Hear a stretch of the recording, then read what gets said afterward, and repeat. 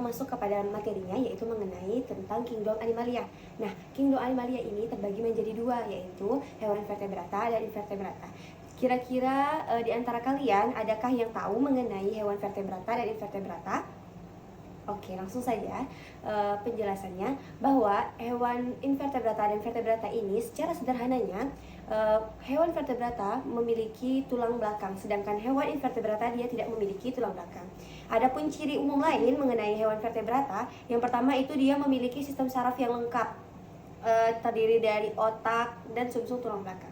Kemudian hewan vertebrata ini juga hewan yang memiliki tulang rangka yang membentuk struktur tubuh, sehingga menyokong tubuhnya untuk berdiri tegak atau berjalan dengan sempurna. Kemudian pada hewan vertebrata ini memiliki struktur kulit yang beragam. Kemudian yang terakhir, dia memiliki sistem organ yang kompleks seperti sistem pencernaan, sistem pernafasan, terus sistem peredaran darah. Nah, sedangkan pada hewan invertebrata ini dia tidak memiliki tulang belakang untuk penyokong tubuhnya, sehingga hewan invertebrata ini cenderung geraknya lebih sedikit lama. Nah, kemudian hewan vertebrata ini tidak memiliki eksoskeleton atau tulang belakang tadi yang sudah disebutkan. Setelah itu, hewan vertebrata ini memiliki sistem saraf yang sangat sederhana dibandingkan dengan hewan vertebrata. Kemudian hewan invertebrata ini memiliki kulit yang juga cenderung beragam. Ada yang berkulit licin, tergantung pada jenis hewannya. Nah, berikut Ibu ada contoh media mengenai hewan vertebrata dan invertebrata. Buat kita buka ya, apa saja isinya. Nah, ini yang pertama ada hewan vertebrata. Nah, hewan vertebrata ini terdiri dari apa saja? Yang pertama itu ada hewan kelas Pisces. Pertama ada ikan mas, contohnya ikan hiu dan ikan gurame. Kemudian ada contoh kelas lain dari kelas amfibia. Nah, kelas amfibia terdiri dari kata dan salamander. Kemudian selanjutnya ada kelas mamalia. Nah, kelas mamalia ini ada beberapa contoh. Yang pertama ada kucing, anjing, gajah, dan manusia. Kemudian ada angsa. Kemudian ada kelas hewan aves. Yang pertama ada bebek, burung, dan angsa. Kemudian kelas yang terakhir yaitu kelas reptilia. Nah, pada kelas reptilia ini terdiri dari buaya, kadal, dan ular.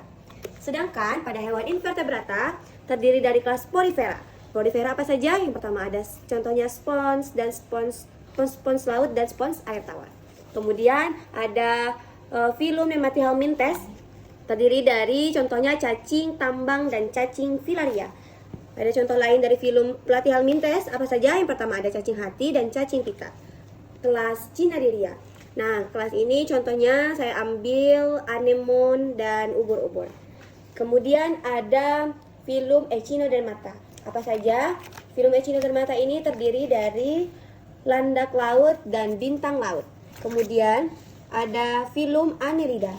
Filum Annelida ini terdiri dari cacing tanah dan lintah. Kemudian filum Arthropoda. Filum Arthropoda ini terdiri dari serangga, kemudian ada laba-laba, ada kepiting, dan selanjutnya kita mengambil kelas filum Mollusca. Nah, filum Mollusca ini terdiri dari siput, cumi-cumi, kerang, dan lain sebagainya. Berdasarkan penjelasan yang Ibu jelaskan tadi, Ibu ada beberapa contoh gambar nih. Nah, kira-kira siapa yang tahu menyebutkan kembali apakah hewan-hewan tersebut termasuk hewan vertebrata dan invertebrata dan kelas apa?